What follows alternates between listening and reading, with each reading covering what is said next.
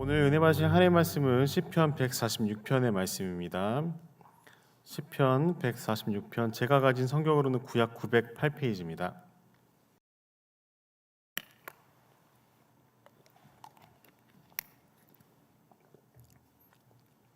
시편 146편 1절부터 마지막 절까지 한 절씩 교독하겠습니다. 제가 먼저 하겠습니다. 할렐루야, 내 영혼아 여호와를 찬양하라.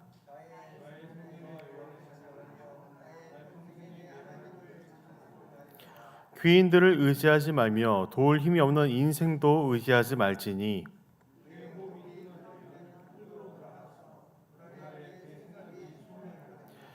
야곱의 하나님을 자기의 도움으로 삼으며 여호와 자기 하나님에게 자기의 소망을 두는 자는 복이 있도다.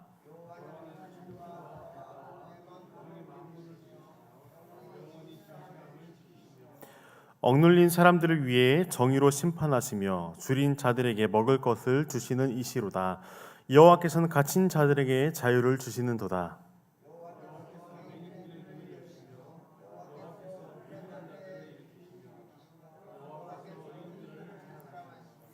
여호와께서 나그네들을 보호하시며 고아와 과부를 붙드시고 악인들의 길은 굽게 하시는도다.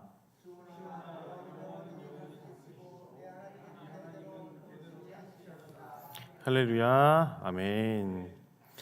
우리는 하루에도 수만 가지 생각을 하는 것 같습니다. 작게는 집안일부터 아니면 회사일 아니면 관계적인 부분에 대해서도 하루에도 수많은 생각과 그다음 수많은 결정을 내리게 됩니다. 우리의 생각에는 기쁨과 행복, 평안의 생각들도 있지만 반대로 이제 걱정과 불안과 염려도 있습니다. 날마다 하나님 말씀을 주야로 묵상하고 찬양의 삶을 사시는 분들은 걱정과 불안과 염려의 생각보다는 하나님께서 주시는 기쁨과 행복, 평안의 생각이 더욱더 많으리라 생각이 듭니다. 그럼에도 우리가 처한 상황과 환경 가운데에 위기가 찾아오기도 합니다. 내가 생각하지 못했던 어려움이 찾아오기도 하고 그다음에 갑작스럽게 불안과 공포가 찾아오기도 합니다. 예전부터 죄에 대해서 많이 하는 전통적인 비유가 있습니다. 그것은 새가 머리 위에 날아드는 것은 우리가 어찌할 수 없는 일이지만 새가 우리 머리 위에서 둥지를 트는 것은 우리의 의지로 충분히 그 새를 쫓을 수 있다라는 비유가 있습니다. 우리는 하루에도 수많은 일들을 결정하게 되는데 내면의 일부터 일상에서부터 다양한 중요한 결정까지 우리의 모든 생각이 하나님으로부터 시작되고 또한 세상의 지혜와 세상의 유혹과 내가 잘 사는 일과 나를 위한 일들로 인해서 내 죄가 머리 안에 쌓여지는 그런 일들이 아니라 우리는 하나님의 말씀을 묵상하고 외부의 위협이 틈타지 못하도록 날마다 성령의 전신갑주를 입어야 합니다. 이것이 바로 하나님의 자녀된 자로서의 마땅한 일입니다. 이러한 부분에서 오늘 시편 146편은 우리에게 이 세상에 지혜 있는 자, 권능 있는 자를 바라보게 하는 것이 아닌 창조주 하나님을 바라보고 능동적인 믿음의 자기 고백과 하나님을 향한 영혼의 찬양 고백이 담겨 있는 시입니다. 오늘 말씀을 통해 우리 영혼에게 하나님을 찬양하기로 명령하고 선포하는 하루가 되기를 소원합니다. 먼저 이 말씀에 대해서 1절과 10절을 읽어볼 텐데요. 1절 먼저 읽고 바로 10절을 읽어보도록 하겠습니다. 먼저 1절 시작. 할렐루야, 내 영혼아 여호와를 찬양하라. 10절 시작. 시온아, 여호와는 영원히 다스리시고 내 하나님은 대대로 통치하시로다. 할렐루야, 아멘. 자, 1절과 10절을 이렇게 바로 읽었는데요. 혹시 차이점, 혹시 공통점 혹시 확인하신 적 있으십니까? 바로 1절 시작에 할렐루야로 시작하고 10절 마지막에 할렐루야로 끝난다는 것입니다. 성경을 공부하고 묵상하는 여러 가지 방법이 있습니다. 그 중에서 전체 구조를 살펴보는 방법이 있는데요. 보통 구약과 신약을 공부하는 그런 신학을 공부하시는 분들이 있습니다. 그런 분들은 항상 본문의 말씀을 읽으실 때는 그 성경 문장을 연구할 때 어떤 문학적인 기법이 담겨 있는지 가장 먼저 살펴봅니다. 저는 이제 구약과 신약을 공부한 사람이 아니기 때문에 깊이 있게 보는 부분은 좀 부족하지만 그들이 보는 관점으로 한번 오늘 성경을 살펴보았는데요. 먼저 1절과 10절을 읽은 이유가 있습니다. 그 이유는 이 시편 146편이 성경에 전체적으로 많이 나오는 구조를 가지고 있는데 그게 이제 뭐 신학적인 용어로는 인클루지오라는 용어가 있습니다. 이것이 한글로 하면요, 수미쌍관이라고 합니다. 수미쌍관 한 번씩은 들어보셨을 수도 있는데 앞에 처음 바디와 그다음에 맨 마지막이 같은 구조를 지닌다라는 게 수미쌍관입니다. 그래서 할렐루야를 시작하고 할렐루야로 마무리하는 이 구조가 시편 146편에 나와 있습니다.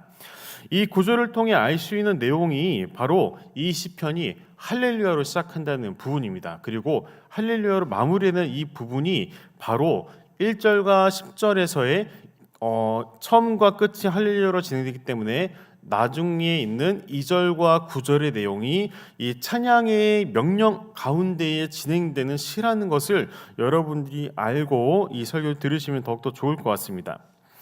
혹시 여러분들의 삶에서 할렐루야를 얼마나 외치고 계십니까? 또한 할렐루야를 언제 사용하십니까? 보통 교회에서 인사할 때 할렐루야 이렇게 인사하기도 하고요. 그 다음에 혹시나 여러분들의 기도가 이루어졌을 때, 응답받았을 때 할렐루야 외치기도 하고, 주변 사람들에게 좋은 일이 있을 때, 문제가 해결됐을 때 할렐루야를 외치기도 합니다.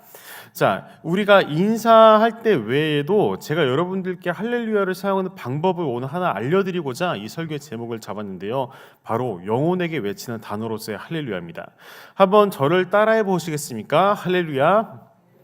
예, 좋습니다. 자, 이번에는 이 할렐루야를 우리 영혼에게 외칠 것입니다. 어떻게 외치냐면요, 우리가 그냥 말로도 외쳐도 되지만 조금 더 영혼에게 외치는 마음을 담고자 여러분들의 손을 가슴에 얹고 한번 할렐루야를 외쳐보겠습니다. 할렐루야. 할렐루야, 아멘, 감사합니다. 자, 이렇게 할렐루야는 사실 영적인 단어입니다. 단순히 감정적인 표현과 감탄사의 용어가 아닙니다. 이 할렐루야는 우리의 신앙의 언어로서 감사할 때 사용하고 있지만 실제로 그 의미를 더 깊이 알면은 풍성하게 여러분들이 할렐루야를 사용할 수가 있습니다. 할렐루야는 우리가 이 예배 시작할 때 처음 불렀던 찬양하라 내 영혼아 고백을 했는데요, 이 내 영혼아 여호와를 찬양하라 라는 의미에 가장 가까운 단어이기도 합니다. 기쁜 일이 있을 때, 감사한 일이 있을 때 할렐루야를 외치는 것은 내 영혼에게 감사한 마음의 기쁨, 나의 기쁨과 나의 유익이 채워져서 할렐루야를 외치는 것이 아니라 내가 만족할 수 있는 상황을 넘어서서 하나님께 감사를 올려드릴 때 하나님을 찬양하라 라고 외치는 단어가 영적인 단어로서 할렐루야입니다. 자, 그러면은 이 할렐루야의 용어를 우리가 조금 더 확장하자면요, 우리가 기쁘고 감사한 일이 있을 때만 할렐루야를 외치는 것이 아니라 혹시나 우리 마음 가운데 어려움이 찾아올 때, 내가 감당할 수 없는 시험이 앞에 놓인 것 같을 때, 그때 우리는 할렐루야를 외쳐야 합니다. 왜냐면요, 이 모든 상황을 주관하시고 천지를 창조하신 여호와께서 우리와 함께 하시기 때문에 우리는 모든 상황 가운데 하나님을 의지하고 내 영혼아 여호와를 송축할지어다 라고 외치는 것이 바로 할렐루야이기 때문입니다. 자, 2절 말씀을 같이 한번 읽어보도록 하겠습니다. 시작. 나의 생전에 여호와를 찬양하며 나의 평생에 내 하나님을 찬송하리로다. 아멘. 할렐루야를 우리가 날마다 부르고 하나님을 찬양할 때 이렇게 고백해야 됩니다. 나의 생전에 여호와를 찬양하며 나의 평생에 내 하나님을 찬송하리로다.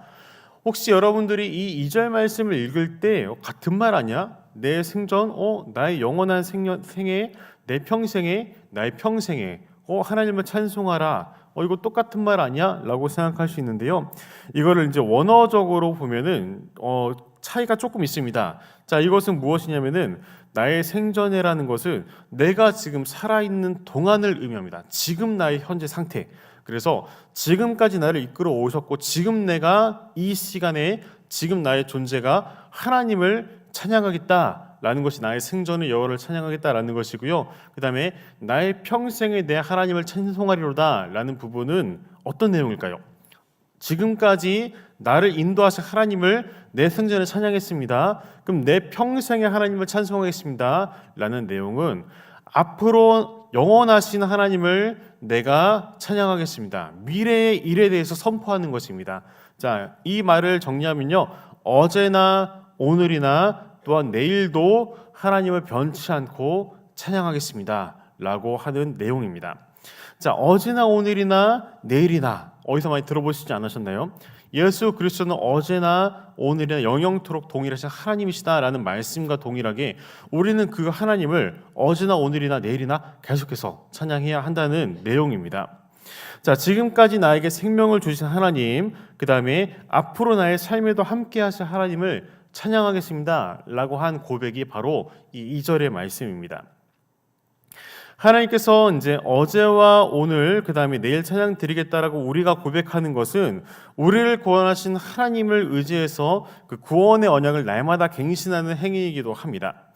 구원은 우리에게 주어진 사랑과 하나님의 은혜입니다. 그리고 그 구원의 은혜를 따라서 우리는 기쁨과 감사함으로 하나님께서 맡겨주신 이 땅에서의 삶을 감사함으로 살아가야 하는 책임과 의무 또한 존재합니다. 이것은 지난 주일날 담임 목사님께서 말씀하신 예정론에 대한 구원에 대한 말씀을 하셨었는데, 자, 이러한 부분과 이제 같은 맥락으로 이어집니다. 우리가 만약에 구원받았으니 우리는 앞으로의 삶을 그냥 살아도 돼, 우린 죄 지어도 돼, 우린 구원받았잖아 라고 생각하는 것은 사실 구원파적인 생각입니다. 이단적인 사고이고, 우리는 구원받은 자로서 마땅히 예수 그리스도의 자녀로서 살아간다는 것, 하나님의 증인으로 살아가고 또한 하나님의 빛과 소금으로 살아가는 것이 우리의 삶에서 주어진 구원에 마땅히 행할 삶이기도 합니다. 그렇기 때문에 우리는 날마다 성령님과 동행하면서 하나님을 닮아가는 영화로운 삶을 살아가야 합니다. 하나님을 닮아가는 영화의 완성은 언제일까요? 바로 우리가 개인의 종말을 맞이할 때, 우리의 개인의 수명이 다했을 때, 혹은 하나님의 특별한 부르심을 받았을 때, 혹은 예수 그리스도가 다시 오실 때 그 영화의 삶은 완성됩니다. 바로 하나님의 형상이 바로 회복될 것이고, 우리는 하나님과 함께 천국에서 기쁨과 감사함으로 찬양의 삶을 살아갈 것입니다. 내 영혼에게 선포할 것입니다. 우리는 언제나 오늘이나 또한 내일이나 언제나 하나님을 찬양할 것입니다 라고 선포하는 것이 바로 할렐루야입니다. 3절에서 5절까지의 말씀을 같이 읽어보도록 하겠습니다. 시작. 귀인들을 의지하지 말며 도울 힘이 없는 인생도 의지하지 말지니 그의 호흡이 끊어지면 흙으로 돌아가서 그날에 그의 생각이 소멸하리로다. 야곱의 하나님을 자기의 도움으로 삼으며 여호와 자기 하나님에게 자기의 소망을 두는 자는 복이 있도다. 아멘. 자, 시편 기자는 귀인들을 의지하지 말라라고 합니다. 그 다음에 인생을 의지하지 말라라고도 합니다. 아무리 유력한 정치인이라도 돈이 많은 자라도 그도 사람이기 때문에 결국에는 그 사람들도 개인의 종말을 맞아 한 줌의 흙으로 돌아가게 됩니다. 여기에서 이제 귀인이라는 말이 나왔기 때문에 귀인이 무엇일까라고 생각할 수 있겠지만, 한자를 잘 아시는 분들은 귀인을 바로 아실 것입니다. 바로 귀중한 사람입니다. 귀한 사람이고, 이것을 오늘날로 말하면은 높은 사람, 관직이 있는 사람, 혹은 돈이 많은 사람, 영향력이 있는 사람, 이런 사람들을 귀인이라고 합니다. 자, 그런데 하지만 이런 사람들 결국에 하나님의 피조물입니다. 이 사람들도 죽어서 결국에는 흙으로 돌아가게 될 것이고, 이 사람이 예수 그리스도를 믿었냐에 따라서 천국에 갈지 지옥에 갈지 결국에는 심판을 받게 됩니다. 이 세상의 진리이자 영원한 분은 오직 하나님뿐이십니다. 그렇기 때문에 우리는 우선순위를 명확하게 해야 합니다. 이 세상에서 우리가 귀인을 의지하는 것이 아닌 하나님을 의지하는 것이 마땅합니다. 하지만 우리의 삶 가운데 여러 가지 위험과 폭풍과 어려움 가운데 하나님을 의지하기보다는 세상에 지혜 있는 사람들을 더 의지할 때가 많습니다. 자, 목회자들에게 주어져 있는 여러 가지 결정할 때 있는 상황, 제가 이런 지혜를 한번 배운 적이 있거든요. 제가 이제 사역을 시작할 때에 제가 다니던 그 교회, 30년 동안 다녔던 교회에서 그 담임 목사님께 가서 면담을 요청했던 때가 있었습니다. 제가 이러한 고민이 있습니다. 제가 하나님의 부르심을 받아서 제가 이제 박사 공부를 해서 신학생들을 키우는 지도하는 그런 비전을 받았습니다. 그런데 저는 이 교회를 너무나 사랑합니다. 사역을 하고 싶기도 한데 공부의 길도 있습니다. 목사님, 이러한 고민에서 제가 어떻게 해야 될지 모르겠습니다. 면담을 통해서 저에게 기도해 주시고 좀 잘 지도해 주시면 좋겠습니다 라고 제가 문의를 했던 적이 있었는데, 그때 저는 인생에서 엄청난 큰 도움을 받았습니다. 그 다음에 지혜를 배웠습니다. 딱 면담을 시작하고 이런 이야기를 나눴을 때 가장 먼저 목사님께서 해주신 말씀은 무엇이었냐면은, 주의 종으로 부르심을 받은 사람이라면은 하나님께로부터 응답을 받아야지 내가 당신의 길을 결정해 줄 수 없다라는 정말 우문현답을 저에게 주셨습니다. 저는 교회에서 사역을 할까요? 아니면은 공부를 계속 할까요? 이러한 부분에서 목사님께 그런 지혜를 구했는데, 하나님의 종으로 부름받은 사람이라면은 나한테 찾아올 것이 아니다, 하나님께로부터 응답을 받아야 된다라는 답변을 통해서 저는 인생의 엄청난 그런 조언과 그 다음에 저의 신앙의 새로운 변혁점을 찾게 되었었습니다. 사실 이런 부분은 목회자뿐만이 아닙니다. 모든 성도에게도 마찬가지입니다. 왜냐하면 우리는 하나님의 자녀가 되었기 때문입니다. 우리의 아버지는 하나님이십니다. 그렇기 때문에 우리는 가장 중요한 결정을 하거나 아니면 선택을 할 때 우리 아버지께 가야지 다른 사람들한테 가는 것은 사실 순서가 맞지 않습니다. 여러분들도 잘 아시겠지만 우리는 급할 때일수록 더욱더 우리의 마음의 위로를 얻고 싶어하고, 그다음에 우리 마음 가운데 선택을 하고 싶어합니다. 그러나 우리는 선하시고 우리를 항상 의의 길로 인도하시는 하나님께 문제를 구하고 하나님 안에서 응답을 받아야 됩니다. 이것이 가장 바른 길이고 가장 빠른 길이고 가장 성경적인 길이라고 저는 믿고 있습니다. 혹시 여러분들 중에서 직장에서 나를 이끌어 주시는 상사를 의지한 적이 있으십니까? 또한 혹시 학생인 경우에는 대학에서 교수님들을 의지하신 적이 있으십니까? 그 다음에 나라의 상황에서 대통령이나 특정 국가를 하나님보다 더 의지한 적이 있으십니까? 저는 이 세 가지에서 다 경험이 있습니다. 직장 상사를 의지했던 경험이 있고, 교수님을 의지했던 경험이 있고, 또한 대통령이나 다른 나라를 의지했던 경험이 있었습니다. 지난 날을 되돌아보니까 하나님보다 높아졌던 직장 상사와 교수님과 그 대통령과 이런 것들이 다 우상이 되었더라고요. 사실 우리는 의지할 대상은 하나님이십니다. 우리가 너무나 잘 알고 있지만 우리가 우리의 삶 가운데 마주쳐 있는 사람들과 관계를 하다 보면은 그 사람의 지혜를 더 배우고 싶고 그 사람의 어떠한 도움을 더 받고 싶어 합니다. 그런 부분에서 이 세상 사람들은 하나님보다 다른 사람들을 더 의지하게 되는 것 같습니다. 그런데 우리는 이 시간을 통해서 한 가지 더 결단을 해야 됩니다. 바로 어떠한 상황이든지 하나님을 바라봐야 한다는 것입니다. 불확실한 미래와 폭풍과 같은 상황에서 우리는 오직 전능하신 창조주 하나님을 의지해야 합니다. 그리고 그분에게 시선을 고정하기 위한 방법을 알려드리겠습니다. 저를 따라해 주시기 바랍니다. 할렐루야. 아멘. 자, 이렇게 할렐루야는 우리의 불안과 폭풍과 같은 어려운 시선 가운데 내 영혼아 하나님을 찬양하라 라고 하나님께 시선을 돌리는 방법입니다. 이스라엘의 하나님을 나의 도움으로 삼고 나의 뜻과 소망을 사람에게 두는 것이 아니라 오직 하나님께 두른 자가 복을 받습니다. 그 다음에 이 세상의 사람들은 대통령이 될 것 같은 유력한 사람들에게 돈과 명예, 그 다음에 그들에게 잘 보이기 위해서 뇌물까지도 줍니다. 그리고 가까이 하려고 합니다. 하지만 세상의 지혜입니다. 이것은 하나님을 따르는 자들은 우선순위 바로 하나님을 따르고 하나님께 구해야 된다라는 부분입니다. 여기에서 이제 이스라엘의 하나님을, 야곱의 하나님을 시편 기자는 이야기했는데 야곱의 하나님은 이스라엘의 하나님을 의미합니다. 이 시편 146편은 포로기 이후에 쓰여졌다라고 많은 학자들이 유추를 하는데요. 이 시편 기자는 지난날의 이스라엘의 왕들이 귀인들을 의지했습니다. 이방의 유력한 사람들을 의지했습니다. 이러한 정략적인 관계 때문에 결국에는 이스라엘은 하나님을 의지하지 않고 멸망했습니다. 이런 부분에서 지난날의 것은 다 잊어버리고 오직 하나님만 의지하자라는 고백과 결단이 이 146편에 담겨 있습니다. 10절 말씀을 다시 한번 읽어보도록 하겠습니다. 시작. 10절 시작. 시온아 여호와는 영원히 다스리시고 내 하나님은 대대로 통치하시로다. 할렐루야. 아멘. 자, 3절에서 귀인들을 의지하지 말라는 내용이 이 10절, 이 수미 쌍간에도 동일하게 진행됩니다. 영원히 다스릴 분이 바로 하나님이다라는 것입니다. 귀인이 아니라, 인생이 아니라 바로 하나님께서 영원히 다스리기 때문에 하나님께서 우리를 이끌어 주신다. 하나님만 바라보고 하나님을 찬양하라 라는 내용입니다.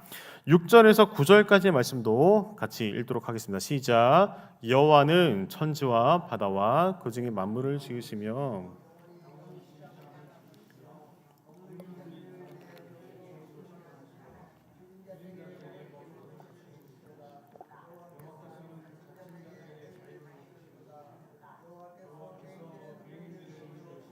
여호와께서 비굴한 자들을 일으키시며 여호와께서 의인들을 사랑하시며 여호와께서 나그네들을 고아와 과부를 붙드시고 악인들의 길을 굳게 하시는도다. 아멘. 방금 읽었을 때 이것도 이제 성경 문학적으로 분석하는 방법인데요. 동사를 중심으로 제가 한번 더 말씀을 드리겠습니다. 하나님 만물을 지으시고 진실함을 지키시며 정의로 심판하시고 먹을 것을 주시고 갇힌 자들에게 자유를 주시고 맹인들의 눈을 여시며 비굴한 자들을 일으키시고 의인들을 사랑하시며 나그네들을 보호하시며 고아와 과부를 붙드시고 악인들의 길을 굽게 하신다라고 되어 있습니다. 많은 동사들이 나와 있습니다. 이러한 부분이 동사를 계속해서 사용한다는 것에는 의도적인 의미가 있습니다. 그것은 무엇이냐면은 하나님은 어제의 하나님, 과거의 하나님, 역사 속의 하나님 아니라 지금도 만들고 지키고 심판하시고 주시고 여시고 일으키시고 사랑하시고 보호하시고 붙드시는 분이다라는 부분을 강조하는 내용입니다. 자, 지금도 이러한 하나님께서 우리와 함께 하십니다. 이 성경의 말씀을 나의 그 진리의 말씀이라고 믿으시는 분들은 하나님께서 지금도 살아계시고 함께 하신다라는 진리의 말씀을 믿고 나의 삶으로 가져와야 합니다. 하나님은 어제나 오늘이나 영영토록 동일하신 분이십니다. 이 시편 기자와 고백과 같이 지금도 하나님께서는 이 세상을 다스리시고 진실을 사랑하시고 그 다음에 정의로 통치하시고 우리에게 필요한 것들을 공급하시는 분이십니다. 갇힌 자에게 자유를 주시고 그 다음에 주님을 아직 만나지 못한 자들에게 찾아가셔서 영의 눈을 뜨게 하시고 천국을 보게 하시고 소외된 자들을 붙드시고 악인들을 심판하시는 분이 우리의 하나님이십니다. 이러한 하나님께서 우리와 함께 하시는 분이시고 하나님과 함께하기 위해서 우리는 날마다 시선을 하나님께로 고정해야 하는데 이러한 방법이 무엇이라고 했죠? 할렐루야입니다. 다시 한번 할렐루야를 외쳐보겠습니다. 할렐루야. 아멘. 자, 말씀을 좀 정리하도록 하겠습니다. 오늘 말씀을 통해 저는 이제 세 가지의 적용 상황을 말씀드리고 결단의 기도로 나아가도록 할 텐데요. 첫 번째는 너무나 당연합니다. 우리는 세상의 지혜자나 권능자보다 하나님을 의지해야 합니다. 우리나라의 상황을 보면요, 우리나라뿐만 아니라 전 세계적인 상황에 정치적으로, 국제 정세적으로, 경제적으로 어려운 상황입니다. 자, 그럼에도 우리는 나의 영혼에 가장 먼저 할렐루야를 외치면서 우리의 시선을 하나님께로 고정시키고 하나님을 찬양하는 그런 우리가 되어야 합니다. 두 번째로는요, 우리의 하나님의 일하심을 기다리면서 우리는 그의 선하신 도구가 되어야 합니다. 하나님께 기도하는 것은 굉장히 중요한 내용입니다. 그리고 그 기도를 통해 나를 하나님의 선한 도구로 사용해달라는 것 또한 굉장히 중요합니다. 하나님께서 그의 일을 행하시기 위해서는 하나님의 사람들이 필요합니다. 성경의 많은 기록들을 살펴보면은 다윗과 같은 사람들, 모세와 같은 사람들, 그다음에 여호수아와 같은 사람들은 다 하나님의 계시를 받고 하나님의 뜻 가운데 그 자신을 순종했던 사람들입니다. 이러한 사람들이 능동적으로 자신의 삶을 하나님께 드리지 않았다면 그 사람들은 하나님의 일에 쓰임받지 못했을 것이고 또는 하나님의 역사가 일어나지 않았을 것입니다. 지금도 살아계신 하나님을 믿으시는 분들, 우리가 선한 도구가 되어야 합니다. 우리를 통해서 하나님께서 일하실 것입니다. 그렇기 때문에 오늘 하나님께 선한 도구가 되게 해달라고 기도하겠습니다. 마지막으로는요, 가정과 직장과 학교 등에서 우리가 지역 주민들 만나는 사람들에게 억눌리고 억울하고 배고프고 갇힌 자 된 이런 사람들, 주변에 소외된 사람들에게 우리가 예수 그리스도의 복음의 말씀을 전하면서 그들의 현실적인 영적인 필요, 배고프면 밥을 사주고 어려운 게 있으면 이야기를 들어주고 이런 일들을 실천하는 오늘 하루가 되었으면 좋겠습니다. 하나님의 나라를 확장하는 방법은 우리가 구하는 것도 중요하지만 우리가 헌신하고 하나님께 드리는 것이 중요합니다. 이런 하루가 되기를 위해서 우리가 선포하며 나아갔으면 좋겠습니다.